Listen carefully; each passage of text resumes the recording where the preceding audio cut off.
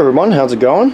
Today we're back here with another fan video, taking a look at my 1920 GE AOU. This was a Facebook Marketplace find. I saw it pop up on Facebook Marketplace local to me, which is pretty rare for an early fan like this. And even more unusual is that they were only asking 75 bucks, which this thing is definitely worth that. But I managed to talk him down to 60 bucks, and both of us came away happy with that. So yeah, I've got myself a 1920 12-inch GE AOU. This is what's known as the, I think it's the brass bell, or brass oscillator collar. It's right after they went away from the stars. So we got a round turn knob here for the oscillator, and this is brass and round down here. Overall, it's in pretty tough cosmetic shape, but it does in fact run. But yeah, as you can see, it needs help. But yeah, like I said, it's 1920, right when they went away from the stars on everything, but it's still got a wrapped cage, albeit it's a steel wrapped cage, but it is a wrapped cage, which is pretty neat looking. And yeah, for that price I just had to have it because it's a neat fan, and I figured it would be a really good restoration project. So that's what we're going to take a look at in this video. I'm going to go through it mechanically first, mechanically and electrically that is. We'll tear the whole thing apart and clean it all up, and revarnish the stator and put new grease in here and do new oil wicks in the bearings and all that fun stuff, new head wire, new main cord. And then while we have it apart, figure for this one, why don't we go ahead and restore it, because it obviously needs it. Can't really tell, but that is the really dark GE green there. Not entirely sure if I'm going to go for the same color scheme or not.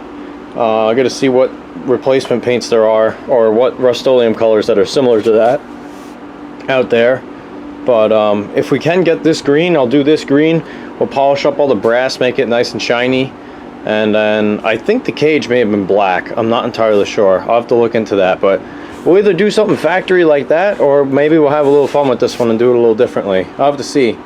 But anyways, I just figured it's been a while since I shot a fan video, so figured I'd go ahead and take you guys along for the ride here. So I guess we'll start by plugging it in, showing you guys that it works. Sorry about the background noise, I got another fan running. It's a little warm out today. But anyways, here's high.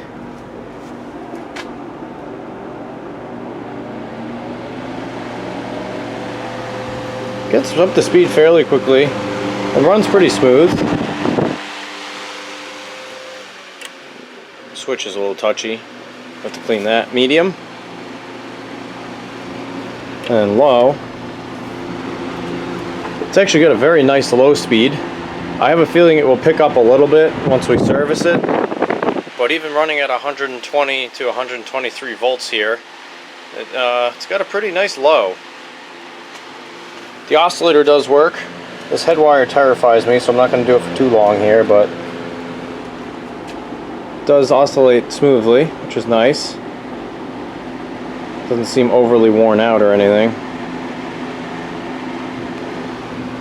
But yeah, it's nice. It's got a cast iron gearbox on the back, unlike some of the later ones I've got with pot metal boxes, so I don't have to worry about it breaking, hopefully. This is what we got for a spin down so far. Cage is also definitely smooshed in and down a little bit, so we'll have to fix that. And I've got at least one weld to do there. But yeah, I figured it'd be a good restoration project. One of my first brass era fan restorations, I guess. Slowly building up a collection of these. Got a couple over there we're going to get to at some point, but figured this would be a good starting point because it's a pretty simple fan and I have had a lot of these apart by now. So I kind of know what I'm doing at least. But yeah, anyways, without further ado, I'm going to go ahead and throw you guys up on the tripod and let's get to tearing this thing apart.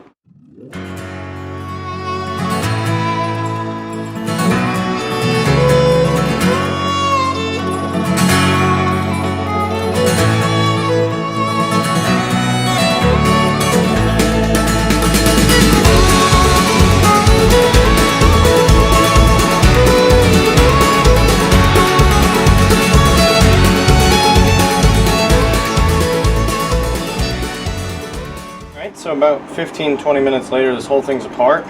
Just figured I'd pause here and explain how I got the stator out. These GE stators are pressed in, but they're not that bad to get out. As you can see, I threaded 4-inch drywall screws down in there, and I turned them in just enough so that they bit a tiny bit into the threads that are in the stator.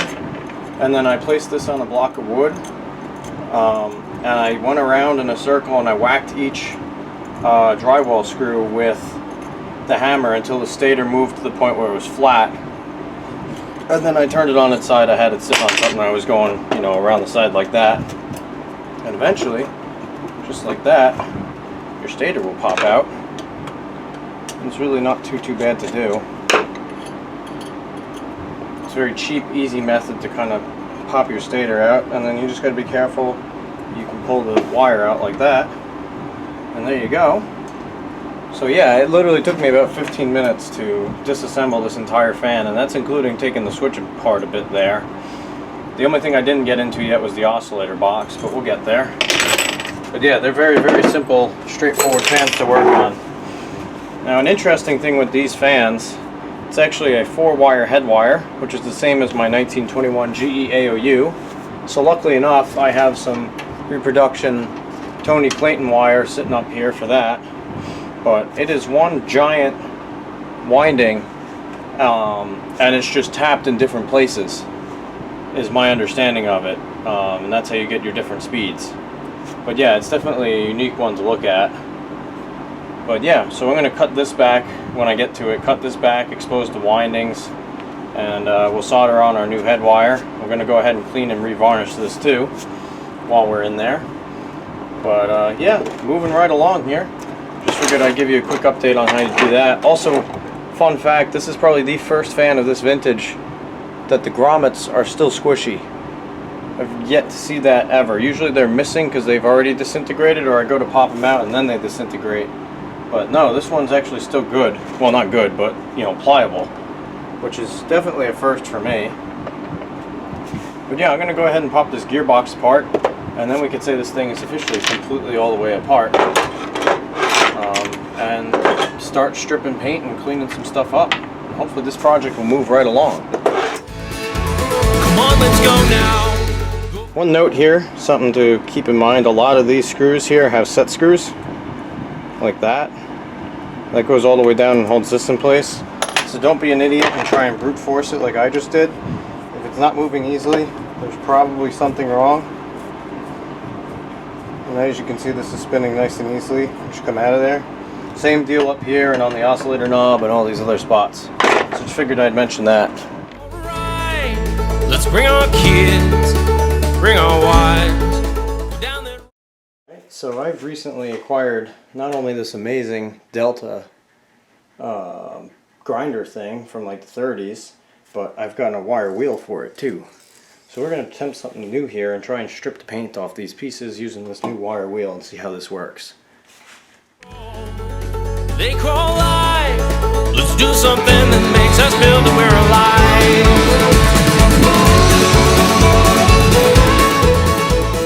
So we got the paint stripped off most of these big pieces here, like the motor housings, the base, the loop, top of the oscillator. Basically the only thing I still have to strip paint off is the grill and the badge there. Oh, and these little cage struts, which I keep forgetting about. But yeah, we're moving right along. Basically all I've got to do now with these pieces is sand them down to smooth them out a bit, and then clean them off, and then we're ready for paint. But in the meantime, figured I'd go ahead and start in on this electrical. I'm going to start by putting a new head wire on it and cut this back, see if I can't get to the bare windings as close as I can. And we've got some Tony Clayton 4-conductor GE head wire here, which I'll show you in just a sec here. Looks like this. It's really, really nice stuff. He uses period correct machines to put the cloth around these, and then, you know, modern wire. But it's really flexible and it just looks really good.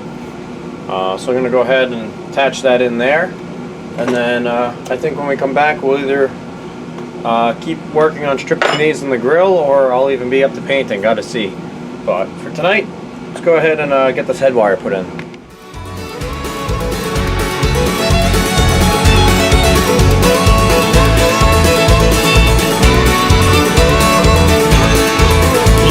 window, look past your nose. Can you recall the path path you chose, those roads you passed by, you'll never know. That one you missed, you'll never see just where it goes. There is a fire, there is a fire, there is a fire, and it's burning in my heart. There is a fire, there is a fire, there is a fire, and it's burning in my heart.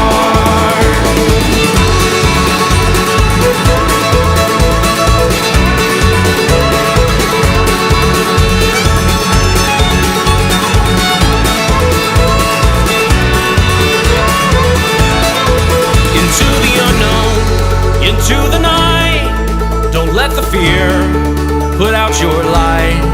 If you believe it, then you just might realize that everything will be alright.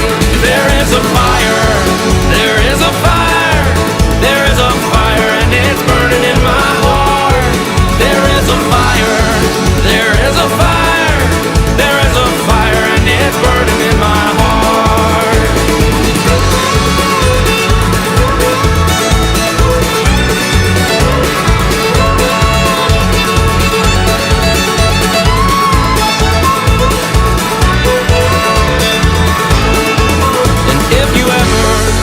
Let go the doubt, embrace the fire, don't put it out.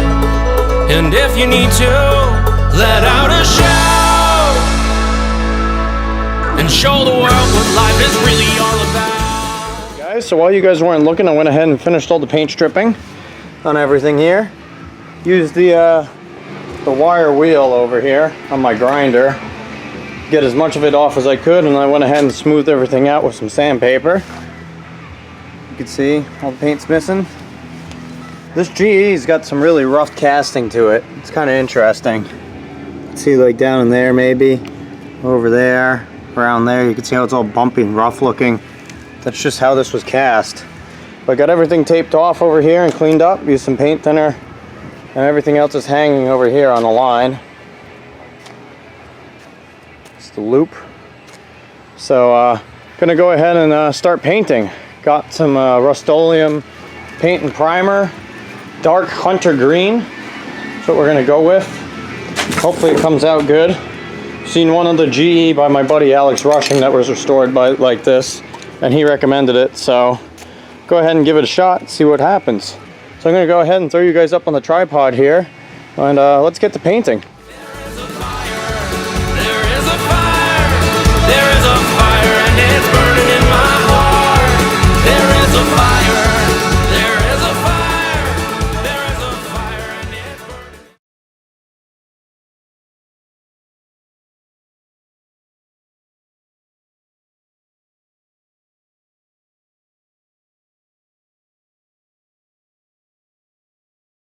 Alrighty guys, so it's been a little while since the last clip of this video, and in the meantime I've been busy taking care of a bunch of little details on this fan that I figured would just be boring to watch, such as shining up all the brass. Got myself an 8-inch buffing wheel and got busy with it. As you can see, this is starting to look really good. I'm getting pretty excited. And then some other stuff, just like cleaning out the gearbox and then the oil cup that's over there. I went ahead and varnished the stator too. So at this point, it's pretty much time for reassembly. So I'm going to start chipping away at some of the things we got to do before we can reassemble. And then just start putting it all back together. So without further ado, I'm going to get right back into the time lapse here, and let's get this thing back together. There is a fire, there is a fire, there is a fire, and it's burning in my heart. There is a fire, there is a fire, there is a fire, and it's burning in my heart.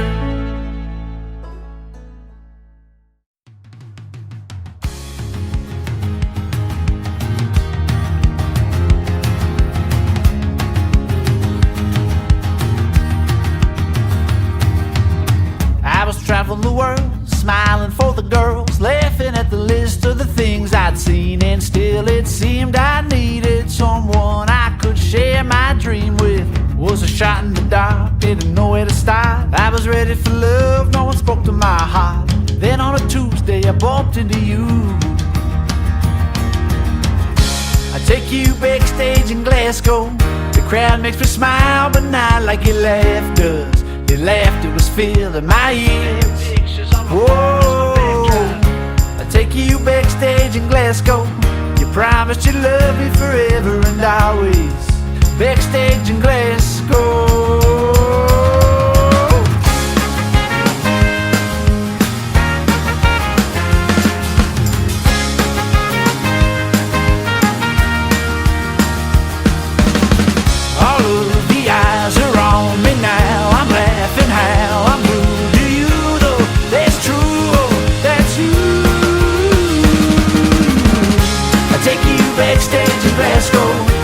Makes me smile, but not like your laughter. Your laughter was filling my ears. Whoa, I take you backstage in Glasgow. You promised you'd love me forever and always. Backstage in Glasgow.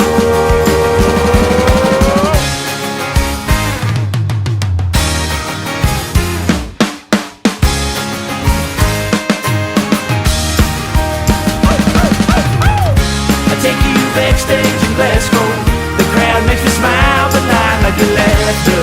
Your laughter was filling my ears. Whoa, I take you backstage in Glasgow. You promised you love me forever and always. Backstage. Alrighty guys, so it's been almost a year since the last clip of this video was shot. I ended up bringing this up to school with me because I didn't finish it quite in time. And I think I rebuilt the switch and wired up the cord and everything at school. And then I actually went ahead and put this thing up on my wall in my room there and used it in my bedroom at school for all year actually. It would honestly still be there, but I took it down because I wanted to bring it to Tom's meet, which was a couple weeks ago. But yeah, I am actually extremely happy with how this came out. Just the brass and this green color together just go amazing. It runs real nice, and it's just been a great fan, and like I said, I am so happy with how this restoration came out. One thing to note is that being a year later, when I polished this brass, I didn't actually put anything on it to preserve it. So when I did it, it was all like a mirror finish, and then being at school for a year and being used, it's actually aged slightly already. But I think I actually really like it just the way it is. I think it would be cool to have like a restored fan that's not like mirror finish but still shiny. And then the next fan I restore with brass blades, which you guys will see a video on at some point, I'm going to just do a mirror finish and then put some sort of clear on it or something to keep it shiny. But yeah, this thing came out absolutely incredible. The paint is tough as nails, and I got a really nice, good, thick, glossy finish on it, as you can see. Once again, thank you to my buddy Alex Rushing for all the advice and showing me how he paints his fans, because that's what I've started doing with these, and it just comes out amazing.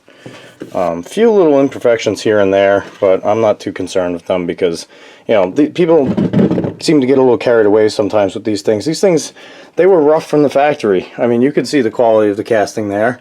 Not perfect. They had drips in the paint when they were new. They were meant to work. They weren't meant to be like beautiful showpieces like this, so just kind of just throw it together, spray some paint on, and send it out. But yeah, I mean, overall, I'm, like I said a couple times now, I'm thrilled with how this came out. And it makes a really good runner. It was great having this on my wall. I would just reach up, hit it, and it would circulate all the air through my room. Or at one point I even put it on a speed controller, get it run real slow. The only issue that this thing has, which I will address at some point in the future, but I haven't gotten to it yet, is when I did the gearbox, I did not realize that they were fiber washers in here, so I didn't end up replacing them. And it does whine or chatter a little bit on occasion, depending on what kind of orientation you have it in, or, you know, like how much of a load it's under. So at some point I got to pull that all back apart and redo the fiber washers in there, because I think that's all that it is the shaft is moved a little bit too far in one direction, or it's rubbing somewhere. But either way, it makes for a great display piece. I did put feet on it, and they have since fallen out, so I got to put some new feet on it and glue them in place. So that's why it's kind of a little rough on the surface here, but these never had felt originally. I don't know if I pointed that out or not, but it's just the metal card there with the note on it, and then just a bunch of holes where there were feet. So yeah, Also, I believe, I don't know if I mentioned, this is Tony Clayton's head wire. This stuff is absolutely incredible. If you guys need to wire your fans with anything, go get some Tony Clayton wire. It's a little bit pricey, but it's the best of the best, so you definitely get what you pay for with that. But yeah, I got this real nice long twisted pair cord on it and an old acorn plug to top it all off. But anyways, without further ado, let's fire her up on high.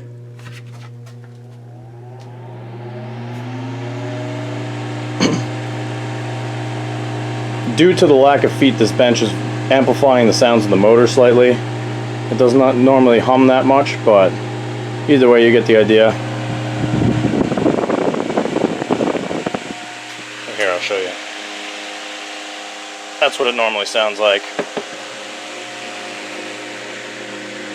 Go ahead and engage the oscillator here.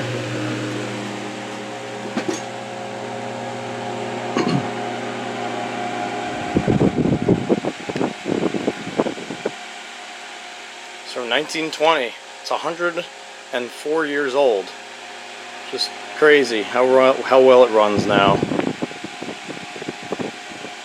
I bet this thing will still be running at over 200 years old if it's maintained. Go down the medium. This bench is not doing this thing any favors noise level wise.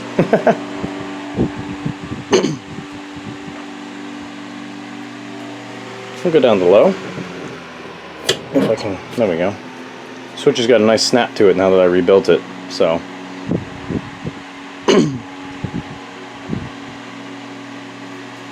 Go ahead and turn the oscillator off.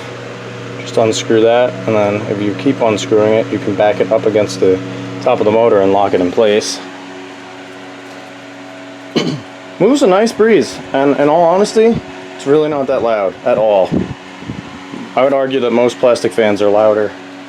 You know, these brass blade fans kind of get a bad rap for either not having a big distinction between speeds or being really loud. And while that might be true for some of them, and loud, I guess some of the 16 inchers can be a little bit noisy, especially the 16-inch version of these. Most of these fans are more than usable. They're nice. They got a good distinction between speeds, especially if you don't have crazy line voltage like I do here. You actually run somewhere between 115 and 120 volts, not like 125 like I do. These things are great. That's the nice thing about the speed control. You can dial the voltage down just a little bit, and even like a difference of like 10 volts or 15 makes a huge difference in how these run. But even so, even on modern voltages, this thing is nice and quiet, moves a good strong breeze. I'd say it's more than usable. I've slept with this thing running plenty of times. And man, I know that the color isn't exactly original, but I never particularly cared for the original color that these GEs had. And the way that this dark hunter green came out with this brass just looks amazing. I absolutely love this thing. But anyways, we'll go back up to high here. And we'll do a spin down. I'd argue they actually have quite a nice sound to them. They got like a nice whir to them. Of course, different brand fans have different sounds and whatnot. This is just your classic GE sound with a little bit of motor whine and then that whirring that these blades make. You know, an Emerson like that has a much more, or a much different, distinct sound to it. And it's just something neat about them. They were all different back then. Everybody was competing to make a better product and trying new things and whatnot. But anyways, I think that's going to do it for this video, so hopefully you guys enjoyed. If you did, I really appreciate if you can hit the little like and subscribe buttons. By all means, leave a comment if you have one, and I'll see you in the next one for some more restoration work.